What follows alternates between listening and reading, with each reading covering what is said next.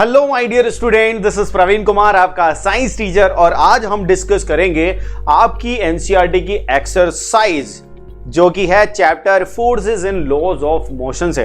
तो forces in laws of motion के concept अपन ने सारे पढ़ लिए हैं और अब बारी है कि इसकी बैक एक्सरसाइज के सारे क्वेश्चन हमें सॉल्व करने चाहिए। क्यों करने चाहिए कि नहीं करने चाहिए? बिल्कुल करने चाहिए। तो ये सारे क्वेश्चंस को एक एक करके हम सॉल्व कर रहे हैं। तो इसका ये पार्ट 1 है जिसमें हम कुछ एक क्वेश्चंस को सॉल्व करेंगे, फिर नेक्स्ट पार्ट में, और फिर नेक्स्ट पार्ट में अपन इसको कंप्लीट कर देंगे। ठीक है, तो इस फर्स्ट पार्ट में अपन डिस्कस करते हैं क्वेश्चन नंबर 1। तो क्वेश्चन नंबर 1 अपन से क्या कहता है भैया? क्वेश्चन नंबर 1 कह रहा है कि an object experiences a net force net zero external unbalanced force. यानी कि यहां पर क्वेश्चन में यह बोला गया है कि जीरो एक्सटर्नल अनबैलेंस्ड फोर्स है। Is it possible for the object to travel to be travelling with the non zero velocity? क्या ऐसा हो सकता है कि कोई ऑब्जेक्ट जिस पर नेट फोर्स जीरो लग रहा हो वो नॉन जीरो वेलोसिटी से ट्रैवल कर रहा हो? ठीक है, इफ यस, अगर ऐसा आपको लगता है तो state the condition that must be placed on the magnitude and the direction of the velocity. If no, provide reason. यदि आपको लगता है कि हां, तो हमें डायरेक्शन और उसकी मैग्नीट्यूड के बारे में बताना पड़ेगा कि किस टाइप के मैग्नीट्यूड होगा और किस टाइप से उसकी डायरेक्शन होगी, और अगर नहीं तो हमें रीजन देना पड़ेगा। तो अब आप लोग क्या सोचते हैं? देखो, मैं आपको एक कंडीशन बता देता हूं। मैंने ये पढ़ा था कि अगर किसी भी ऑब्जेक्ट पर, जैसे ये ऑब्जेक्ट है, ये सरफेस है, ये सरफेस पर रखा हुआ है, ठीक है, रखा हुआ है मतलब रेस्ट में है, ठीक है, तो किसी भी ऑब्जेक्ट पर अगर नेट फोर्स जीरो है, यानी कि नेट फोर्स जीरो है, इसका मतलब ये हो सकता है दो कंडीशन। या तो वो किस में है? रेस्ट में। नेट फोर्स जीरो होने से क्या हो सकता है? या तो वो रेस्ट में है या फिर वो है यूनिफॉर्म मोशन में। किस में है वो?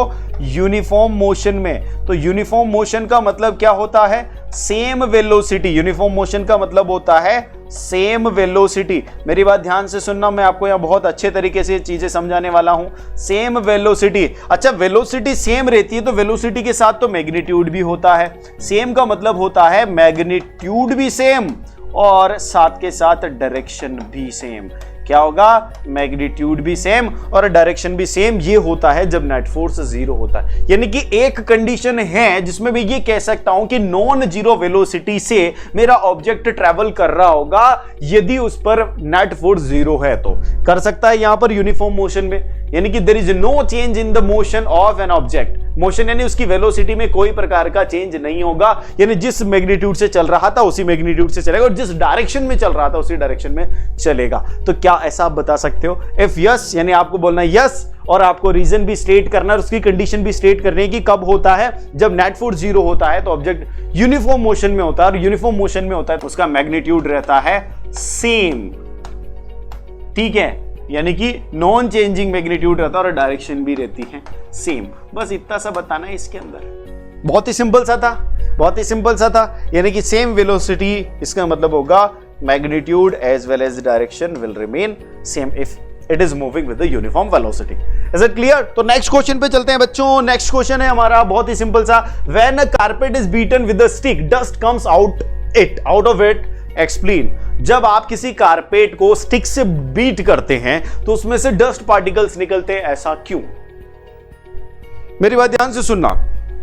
उस कारपेट के अंदर क्या था भाई? जो कारपेट थी, कौन सी कारपेट? Dusty carpet. कैसी कारपेट होगी यहां पर? Dusty carpet. इस डस्टी कारपेट में क्या क्या होगा? डस्टी कारपेट में होगा एक तो खुद कारपेट है, ठीक है, और एक खुद डस्ट है। डस्ट और कारपेट दोनों हो गए इस डस्टी कारपेट के अंदर। लेकिन जैसे आप इसको बीट करोगे, बीट करते ही क्या होगा? आप तो कारपेट को बीट करोगे ना, तो कारपेट तो आ जाएगी किसमें? मोशन में, क्योंकि कारपेट पे तो लगा है डायरेक्ट फोर्स।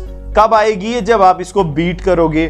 कारपेट तो आ जाएगी मोशन में, बिकॉज कारपेट पे लग रहा है डायरेक्ट फोर्स बाय द डंडा जिससे आप इसको बीट कर रहे हो। लेकिन वो डस्ट पार्टिकल जो कारपेट के साथ अटैच्ड थे वो मोशन में नहीं आ पाए और वो अपनी अवस्था में रहने की कोशिश करेंगे। यानी इनको क्या करेगा? इनर्शिया रोकेगा मोशन में आने से। कौन रोकेगा? इनर्शिया, यानी जिस प्लेस पर है उसी प्लेस पर रहने से रोकेगा। ये तो रुक जाएंगे लेकिन ये चल जाएगी, ये रुक जाएंगे ये चल जाएगी, ये यहां थे तो यहीं रहेंगे लेकिन ये यहां थी तो यहां से यहां आ गई, तो यहां से यहां आ जाएगी तो यहां से गायब हो जाएगी। तो ये दोनों क्या हो गए, अलग। पहले क्या थे, ये दोनों साथ साथ में थे, पहले साथ में थे, अब दोनों अलग हो गए। मान लो कारपेट का पार्टिकल, दिस इज कारपेट का पार्टिकल, दिस इज डस्ट का पार्टिकल, दोनों जुड़े हुए थे। जब मैंने इस पर फोर्स अप्लाई किया तो ये पार्टिकल अलग हो गया, ये पार्टिकल यहां हो गया, यानी कि अब दोनों अलग अलग हो गए, तो ये ग्रेविटी की वजह से नीचे गिर जाएगा, यानी कि डस्ट अलग हो जाएगी कारपेट से। समझ में आया? ये क्यों हो रहा है? Just because of law of inertia. इसको कौन एक्सप्लेन कर रहा है? लॉ ऑफ इनर्शिया, या फिर Newton's first law of motion, या फिर बोलेंगे अपन इसको कौन एक्सप्लेन करता है? Newton's first law of motion. Is it clear? सबको क्लियर ही होगा, ठीक है? ओके, ये इसका आंसर हो जाएगा। बहुत अच्छे से आपको समझा दिया मैंने, एक्सप्लेन भी कर दिया। अब आते हैं अपन थर्ड क्वेश्चन पर। थर्ड क्वेश्चन है, why is it advise to tie any luggage kept on the roof of a bus with अ रॉप? बस की रूफ पर ऐसी कोई बस होती है भाई? हमने तो देखा है ऐसी बसें होती है जी, ठीक है, बस होती है ऐसी, इसमें पहिए भी होते हैं, पहिए बना दिया ना, पौ पौ पौ पौ पौ पौ होती है बस। बस के ऊपर बहुत सारा लगेज रखा होता है, इसको हम किससे बांधते हैं? रस्सियों से बांध देते हैं, रस्सियों से बंधा रहता है ये। उधर भी रस्सियों से बंधा रहेगा, रस्सियों से बंधा रहता है। क्यों बंधा रहता है? क्योंकि बस जब चल रही होती है, मेरी बात ध्यान से सुनना, बस पर तो इंजन द्वारा डायरेक्ट फोर्स लगाया जाता है, लेकिन लगेज पर नहीं लगेगा। तो बस आगे की तरफ मूव करेगी एकदम से, और लगेज क्या करेगा? अपनी अवस्था में रहने की कोशिश करेगा, क्योंकि इनर्शिया है, इनर्शिया की वजह से तो अपनी अवस्था में रहने की कोशिश करेगा। तो ये यहीं रह जाएगा, बस आगे निकल जाएगी तो ये बस से नीचे गिर जाएगा। और जैसे ये टर्न ले रही होगी तो टर्न लेते हुए बस को तो कौन रोक रहे? टायर रोक रहे हैं, लेकिन इसको कोई रोक नहीं पाएगा, ये आगे की तरफ आ जाएगी, यानी कि ये तब भी गिर जाएगी। यानी टर्न पे भी गिर सकती है ये, और जैसे ही ये एक्सेलरेट करेगी तब भी। और एकदम से अगर आपने ब्रेक लगाया तो ये तो रुक जाएगी, क्योंकि इस पर तो ब्रेकिंग फोर्स लग रहा होगा, लेकिन इन पर नहीं लग रहा होगा, तो ये अपनी जिस स्पीड से चल रहे थे उस स्पीड से चलने की कोशिश करेंगे और आगे गिर जाएंगे। तो ये कंडीशन होती है, ये होता है जिस वजह से, किसकी वजह से? इनर्शिया की वजह से इनको बांधना पड़ता है। किसकी वजह से? Because of inertia. Is it clear? सब लोगों को क्लियर है ये? Okay, question number 4। A batsman hits a cricket ball which then rolls on the level ground। जो लेवल ग्राउंड है उस पर वो रोल कर रही है, रोल करते करते after covering a short distance, एक डिस्टेंस ट्रेवल करके वो कम्स टू रेस्ट, यानी कि वो रेस्ट में आ जाती है, रुक जाती है। The ball slows to a stop because, यानी कि ये जो बॉल स्लो होते होते रुक गई, ऐसा क्यों हुआ? इसका कारण क्या है? देखो, ऑप्शन ए है, the batsman did not hit the ball hard enough. क्या बैट्समैन ने बहुत जोर से नहीं मारा था उसको? बैट्समैन कितनी भी जोर से मार ले, लेकिन एक ना एक डिस्टेंस के बाद तो बॉल रुक ही जाती है। तो ये तो कोई रीजन मुझे नहीं लगता है, अच्छा, दूसरा, जब velocity is proportional to the force exerted on the ball, उसकी जो वेलोसिटी है वो उस पर फोर्स एक्सर्ट किया गया है उसके प्रोपोर्शनल होती है। क्या ऐसा होता है? वेलोसिटी और फोर्स के बीच में कोई प्रोपोर्शनलिटी है? नहीं है, ठीक है, ऐसा नहीं है, तो ये भी नहीं है। There is a force on the ball opposing the motion, ठीक है, ऐसा फोर्स है जो बॉल के मोशन को अपोज कर रहा है कि नहीं? कौन सा फोर्स है वो? फ्रिक्शन फोर्स, ठीक है, तो बॉल के मोशन को अपोज कर रहा है, ऐसा कोई फोर्स है। There is a no unbalance force on the ball so that the ball would want to come to rest, ऐसा कुछ भी नहीं है, अनबैलेंस फोर्स नहीं है इसलिए वो रेस्ट पे आना चाहिए, ऐसा कुछ भी नहीं है, ठीक है। तो ये सी यहां पर आपका करेक्ट आंसर हो जाएगा। क्या हो जाएगा? C will be your correct answer, ठीक है। अब आते हैं अपन क्वेश्चन नंबर 5 पर। A truck starts from the rest and rolls down a hill with the constant acceleration, यानी एक ट्रक जो है वो constant acceleration से हिल से नीचे उतर रहा है। It travels a distance of 400 meter in 20 seconds. Find the acceleration। मेरी बात ध्यान से सुनना। एक ट्रक है, starts from the rest, यानी ट्रक ने क्या किया? रेस्ट से स्टार्ट किया। रेस्ट से स्टार्ट करने का मतलब इनिशियल वेलोसिटी क्या हो जाएगी इसकी? 0 मीटर पर सेकेंड, ठीक है। रोल डाउन हो रहा है हिल पे, नीचे की तरफ चल रहा है, किससे? कांस्टेंट एक्सेलरेशन से।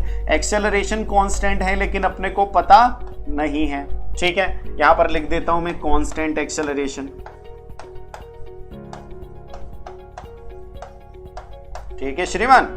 अब अपन आ जाते हैं, वो कितनी डिस्टेंस ट्रेवल करता है? 400 मीटर की डिस्टेंस ट्रेवल करता है, 400 मीटर की, इन टाइम क्या है? 20 सेकेंड, अब ये बताओ कि उसका एक्सेलरेशन कितना है। Find the force acting on it if its mass is 7 ton. और इसका मास भी दे रखा है। अगर इसका मास 7 टॉन्स है यानी कि 7000 केजी हो जाएगा ना, 1 टन में 1000 केजी है, तो फोर्स भी मेजर करना है। तो this is the given data और अब हमें करनी है कैलकुलेशन। जब एक्सेलरेशन कांस्टेंट रहता है तो आप न्यूटन्स की जो इक्वेशन ऑफ मोशन है वो यूज कर सकते हो, बिल्कुल। उसकी कंडीशन ही यही है कि न्यूटन की तीनों जो इक्वेशंस हैं मोशन की वो तभी अपन यूज कर सकते हैं जब एक्सेलरेशन कांस्टेंट हो। तो कांस्टेंट है तो अब कर सकते हैं। अब कौन सी इक्वेशन मुझे यूज करनी चाहिए, क्योंकि मुझे इनिशियल वेलोसिटी दे रखी है, कोई काम की नहीं। एक्सेलरेशन मुझे पता ही नहीं है। डिस्टेंस मुझे दे रखी है, मुझे क्या दे रखी है, डिस्टेंस दे रखी है और टाइम दे रखा है। तो डिस्टेंस और टाइम के बीच में सेकंड इक्वेशन, कौन सी equation, second equation relation establish करती है। तो सेकंड इक्वेशन क्या है, s is equal to u into T plus half into a into T square. ठीक है, जहां से s मुझे पता है कितना है 400 मीटर, u क्या है 0, तो u इंटू टी क्या हो जाएगा 0 प्लस 1/2 a और टी स्क्वायर, टी की जगह क्या लिखोगे आप, कितना है 20 सेकेंड यानी 20 का स्क्वायर लिख दोगे तो क्या आ जाएगा ये 400 equal to 1/2 into a into ये भी आ जाएगा 400 आ जाएगा। 400 से 400 कैंसिल आउट, तो यहां क्या बचेगा, ये बचेगा a/2 इक्वल टू 1 और आप ये कह सकते हो कि a equal to 2 metre per second square.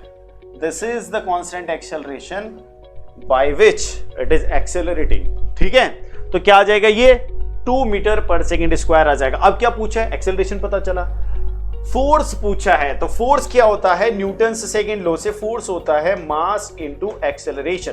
मास दे रखा है 7000, एक्सेलरेशन 2 मीटर पर सेकेंड, तो कितना हो गया 14,000 तो 14 किलो न्यूटन बोल सकता हूं। कितना फोर्स लगेगा 14 किलो न्यूटन।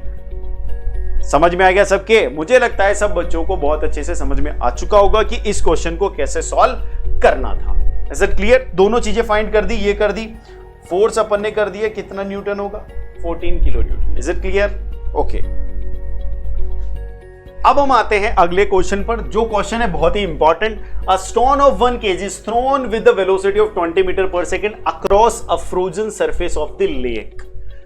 एक स्टोन है, उस स्टोन को एक फ्रोजन लेक है, उस पर फ्रोजन लेक मतलब ये बर्फ का है, ये सरफेस किसकी है, बर्फ की। फ्रोजन मतलब बर्फ ही होगा ना, बर्फ की सरफेस है और ये क्या है, स्टोन।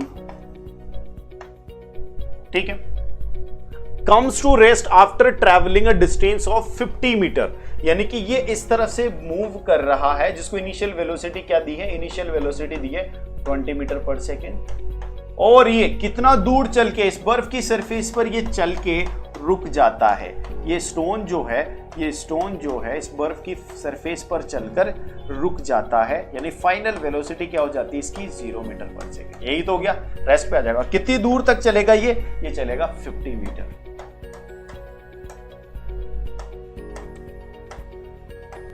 यानी क्या दे रखी है, क्या दे रखा है आपको, इनिशियल वेलोसिटी, फाइनल वेलोसिटी और डिस्टेंस दे रखी है। तो what is the force of friction between the stone and the ice, यानी कितना फोर्स इसने एक्सर्ट किया होगा इसको रेस्ट में लाने के लिए। सबसे पहली बात तो ये कि मैं यहां पर क्या फाइंड करूंगा, एक्सीलरेशन। क्या फाइंड करूंगा, एक्सीलरेशन। और एक्सेलरेशन फाइंड हो जाएगा तो उसको मास से मल्टीप्लाई कर दूंगा, जो कि ये स्टोन कितने केजी का है, 1 kg का है, 1 kg का है ये। तो यहां पर कैसे करेंगे, देखो एक इक्वेशन है मेरे पास, v square minus u square is equal to 2as। यहां से क्या क्या है मेरे पास, v है, u है और s भी पता है मुझे, s कितनी है मेरे 50 मीटर।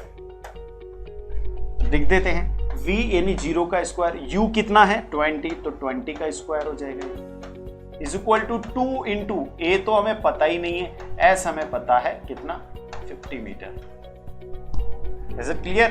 ये हो जाएगा माइनस ऑफ 400, ये 0 हो जाएगा, ये माइनस ऑफ 400 हो जाएगा, इंटू ये हो जाएगा 2 इंटू 50 इंटू a, ये हो जाएगा 100 तो 100 से ये 2 0 कट जाएंगी, यानी कि यहां पर एक्सेलरेशन आएगा -4 मीटर पर सेकेंड स्क्वायर। क्या आएगा? -4 मीटर पर सेकेंड स्क्वायर। इसका मतलब ये है कि इसकी मोशन की ऑपोजिट डायरेक्शन में होगा एक्सेलरेशन, तभी तो ये 0 पर आया। फोर्स कितना होगा? फोर्स हम कितना मेजर करते हैं? Mass into acceleration. तो यहां पर मास कितना होगा भाई? ये जो इस पर ऑब्जेक्ट द्वारा फोर्स लगाया जा रहा है वो तो हो जाएगा नेगेटिव में, फ्रिक्शन फोर्स लगाएगा उसकी ऑपोजिट डायरेक्शन में, ठीक है। तो फोर्स कितना हो जाएगा यहां पर? मास यानी 1 kg इंटू 4, यानी कि कितना फोर्स लगाएगा फ्रिक्शन? 4 न्यूटन का। कितना फोर्स लगाएगा फ्रिक्शन? 4 न्यूटन का लगाएगा। Is it clear? ठीक है, बहुत अच्छे से आपने इसको सॉल्व कर लिया होगा। तो अब अपन बाकी के क्वेश्चंस नेक्स्ट पार्ट में करेंगे।